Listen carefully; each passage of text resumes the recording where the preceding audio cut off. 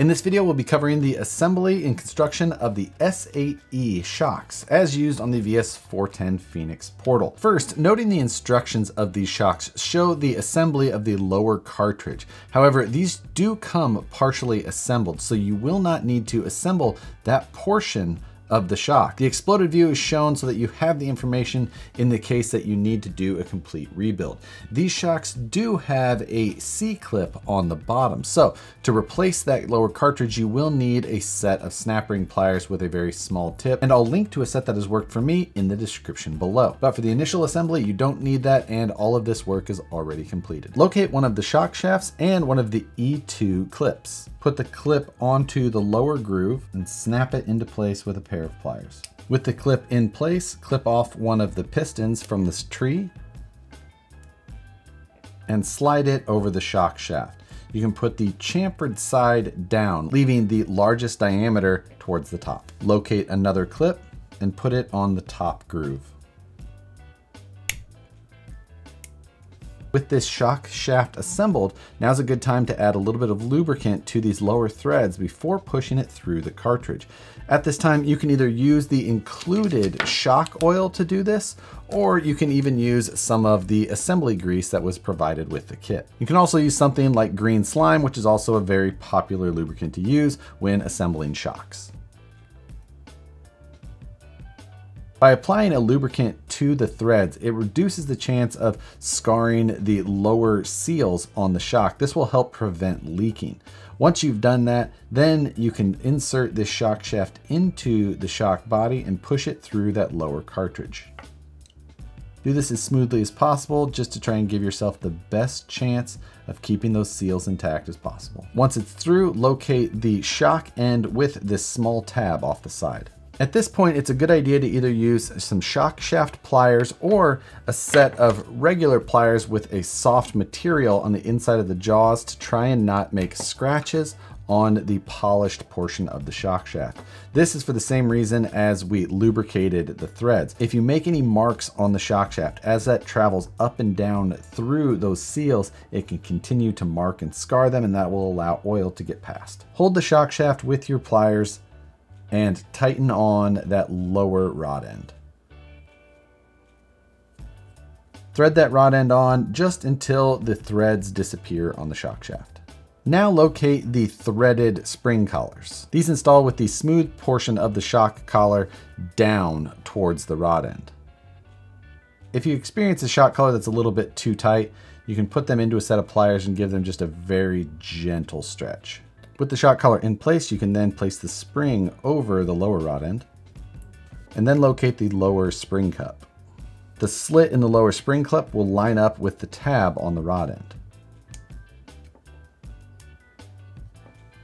Once those are aligned, use an M2 screw to secure it into place. Locate the cap of your shock body and one of these black O-rings. Put the O-ring over the threads and into the top groove of that shock cap. Remove the cap of the included shock oil and make sure and remove the tip. The included shock oil is 30 weight. Now at this time, we're going to fill the shock body up. I filled it just to the bottom of the threads inside of the body. We're going to cycle the shock to try and get as much air out as possible.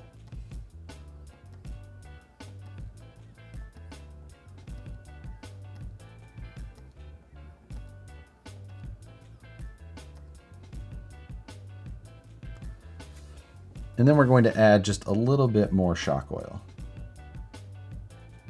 Fill with oil up until just around halfway up the internal threads. Again, we're going to cycle the shock just to try and move a little bit of air around. Now the shock cap has a bleeder screw hole in it. So at this time, we can thread that cap onto the shock body.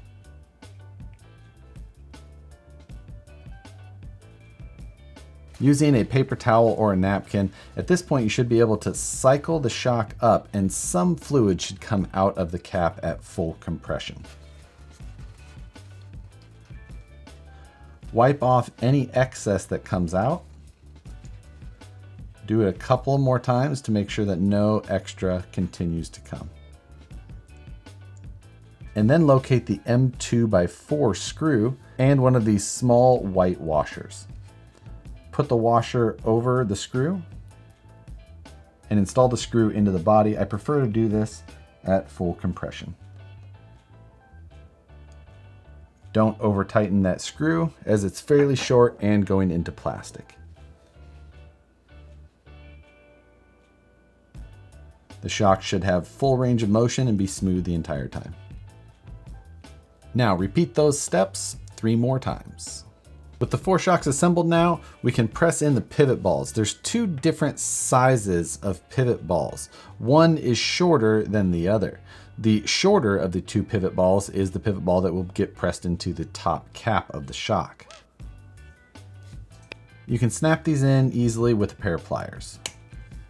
The longer pivot ball is an offset pivot. This is made specifically to work with the F10 axle housings to allow you some tunability on where you want your shock to sit. This allows you a small amount of adjustability with the lower angle of the shock, giving you the ability to flip it from one side to the other to move the shock either inwards or outwards. If you're using these shocks in an aftermarket application, then a standard Incision pivot ball will press in as well. Now, if the time comes that you decide you want to rebuild the S8E shocks, including the seals that go in the bottom portion of this, obviously those steps were not covered since this shock comes pre-assembled. So we're going to go through that. Now, there is a shock rebuild kit that you can purchase, and this will have enough parts to do 2 shocks, but the parts that I've laid out here in front of us are enough for 1 shock. Now, in that shock rebuild kit, you have the upper O-ring that goes around the shock cap on the inside. You've got a bleeder screw replacement as well as the washer that helps seal the bleeder screw. This is the lower clip that holds the cartridge in, including the seals at the bottom of the shock. You've got 2 X-rings here, as well as 2 of the small E-clips that hold the piston onto the shock shaft. Now again, these are the parts that you'll need to do 1 shock, but the rebuild kit has enough parts to do 2 shocks. So if you want to replace all 4, you will need 2 rebuild kits. To start the rebuild, we're going to remove the lower spring cup first.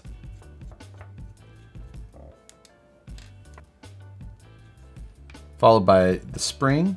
Next, we're going to remove the cap of the shock and we're going to pour any fluid that's inside onto a rag.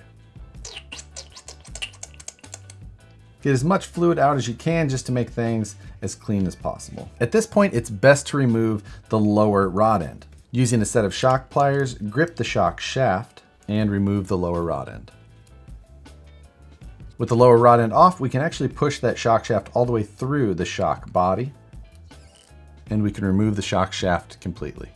You will need a very small set of snap ring pliers. I'll link some options in the video description below, including the sets that I have found to be useful for this. With the bottom of the shock cartridge exposed, we can now take those snap ring pliers and insert the very small tips into the holes on the end of that C-clip.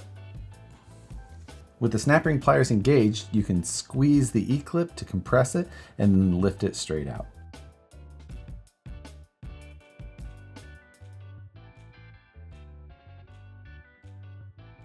Now we can remove the rest of the pieces of the cartridge. We've got the lower plastic retainer, followed by the first X-ring as well as a black washer, the second X-ring, and lastly, there's an upper cartridge washer as well. With those removed, you'll see that the lower cartridge of the shock is now completely empty. We will be reusing the black washers. The upper cartridge washer needs to go in first. The stepped portion, or the smaller diameter, needs to go into the body first. Make sure that it sits down flat into the body.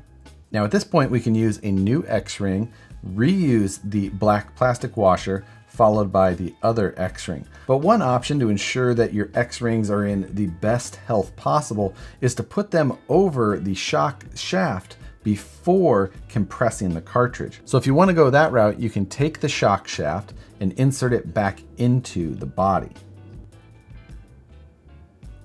With the shock shaft in place, you can get one of your new X-rings, and I do suggest putting on some sort of lubricant, either just shock oil, a little bit of grease, or some green slime.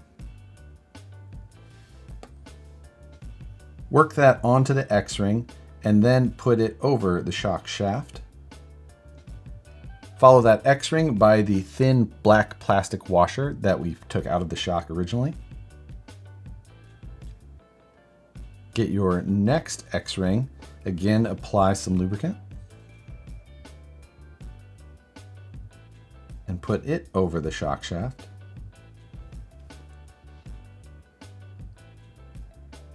Now we need to locate the lower cartridge washer, and we're going to put it back onto the shock body. In this case, again, we're going to be putting the smaller diameter of that collar into the body first, giving us the larger flat surface exposed to the bottom of the shock. Slide all of it down into the body, and you're not going to compress it all the way, but make sure that it's seated so that you have the easiest time inserting the new C-clip.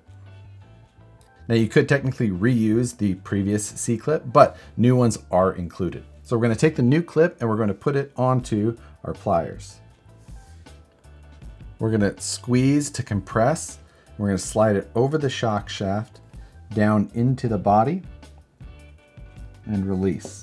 Now before fully trusting it, I do suggest getting a tool of some sort and just making sure that it's snapped into the groove of the shock body so that everything is properly retained.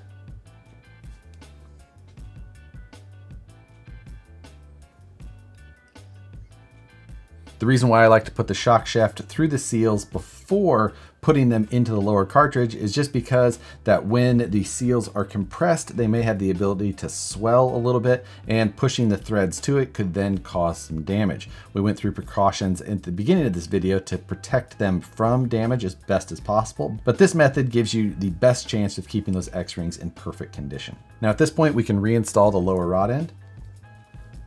And before adding oil, we're going to replace that black seal that goes at the top of this shock cap. So we're going to remove the old seal with a pick.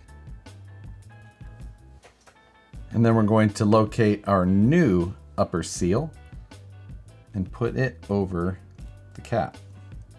Now before installing this cap, we are going to remove the bleeder screw. Now that screw can be reused, but it is small and could be easily lost, so a replacement is included in the rebuild. Also make sure to remove that white sealing washer and discard it as well. We're not going to install the new one yet. We're first going to go through the process of refilling the shock before we continue. For instructions on refilling, bleeding, and finishing assembly of the shock, you can refer to the beginning of this video.